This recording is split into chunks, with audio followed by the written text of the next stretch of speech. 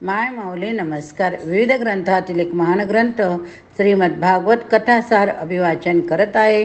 दशमस्कंद उत्तरार्ध भाग 49 रुक्मीचा अंत. सूत पुढे सांगू लागले. शुकदेव परीक्षितीला म्हणाले, रुक्मिणीच्या विवाहाच्या आधी रुक्मीला विरूप करून कृष्णाने सोडून दिले होते. तो भोजकट येथे राहत होता. त्याने मनातून कृष्णाशी वैर होते, पण रुक्मिणीवर फार माया. रुक्मिणीचा पुत्र प्रद्युम्न अत्यंत सुंदर. रुक्मिणीला आनंदित करावे म्हणून रुक्मिणीने आपली मुलगी रुक्मवती प्रद्युम्नाला दिली. राजकारणात प्रसंग हेतू याप्रमाणे धोरणे कशी बदलतात हे रुक्मीच्या वागणुकीवरून दिसते. या रुक्मिणीमुळेच तो न मरता केवळ विरूप होऊन सुटला होता. या रुक्मिणीलाच तिच्या मनाविरुद्ध शिशुपालास देऊन टाकायला तो निघाला होता. त्याचे मित्र म्हणणारे जरासंग, दंतवक्र, शाल्व राजे कृष्णापुढे टिकले नाही. त्या रुक्मीला एकटा सोडून गेले. तो प्रतिज्ञेप्रमाणे भोजकट येथेच राहिला. त्याच्यासे आता कोणते कोणी नव्हते. ज्या बहिणीचे अप्रिय करायचा त्याने प्रयत्न केला, तिच्या मुलाला आपली मुलगी देऊन त्याने पुन्हा प्रेम जोडण्याचा प्रयत्न केला. परीक्षिता, त्या रुक्मवतीचाच अनिरुद्ध हा पुत्र.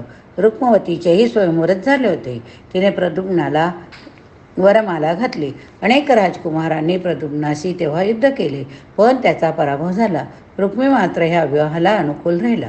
एवढेच नाही तर आपली नात रोचना हिचा विवाह त्याने अनिरुद्धाशी लावला. अशा रीतीने एकाच कुटुंबातील 3 पिढ्यातील मुली कृष्ण, प्रद्युम्न, अनिरुद्ध यांना देण्यात आल्या. रुक्मिणीवर जी माया होती तिचे हे पर्ववसान होय. पण ज्यावेळी रोचनाचा विवाह भोजकट नगरीत साजरा झाला, तेव्हा राजे लोकांच्या मंडळीत कलिंग, नरेश आदी गर्विष्ठ राजांनी रुक्मीला म्हटले, अरे रुक्मी, तू बलरामाला दूध खेळण्यास बोलाव.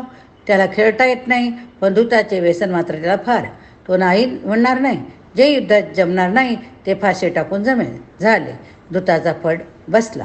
बलरामाने 100 दशशस्त्र मुद्राचे पण लावले, पण ते डाव तो हरला. कलिंग नरेश कुत्सितपणे हसत होता. बलरामाची टवाई करीत होता. बलराम चिडत होता, खेळत होता. त्याने 1,00,000 मुद्राचा पण लावला, पण डाव जिंकला. पण रुक्मिणीने मीच जिंकला अशी ओरड केली. बलराम क्षुब्ध झाला. त्याचे नेत्र रक्त झाले. त्याने चिडून 1 कोटीचा पण लावला. तो त्याच्या बाजूला झाला. तरी रुक्मी कलिंगराज इतरांची आरडाओरडा केला. त्यावेळी वादविवादाची सुरुवात झाली, पण मध्येच गंभीर अशी आकाशवाणी झाली, डाव बलरामानेच जिंकला आहे. रुक्मी खोटे बोलत आहे. पण रुक्मीने तिकडे दुर्लक्ष केले. तो बलरामाला चिडून बोलला, बलरामा, तुम्ही तर गवळी, रानावनात भटकणारे. हा खेळ आम्हा क्षत्रियांचा, तुम्हाला यात गम्य नाही. उगीच कशाला या फंदात पडता. गुरे वाळा गुरे. आता मात्र बलरामाला क्रोध आवरला नाही. त्याने त्याच क्षणी उठून मुदगराने रुक्मीला ठार केले. त्या फासांवर रक्त उडाले. कलिंग नरेश पळाला. बलराम रुद्राचा अवतार दिसत होता. त्याने 10 पावलांवरच त्या कुत्सित असणाऱ्या राजाला पकडले. त्याचे एकाच ठोशात दाताड पाडून टाकले. रुक्मीच्या साथीदारांना त्याने मुदगराने अक्षरशः पिटून काढले. काही मेले, काही हाडे मोडून पडले, काही पळून गेले. श्रीकृष्णाने त्यावेळी सर्व काही पाहिले, पण तो काही बोलला नाही. बरे झाले, शत्रू मेला असे म्हणाला असता तरी रुक्मिणीला राग आला असता. वाईट झाले, कृष्णाला गालबोट लागले, आपला सोयरा मेला, आपला सोयरा गेला असे म्हणाला असता तरी मोठा भाऊ बलराम रागवला असता.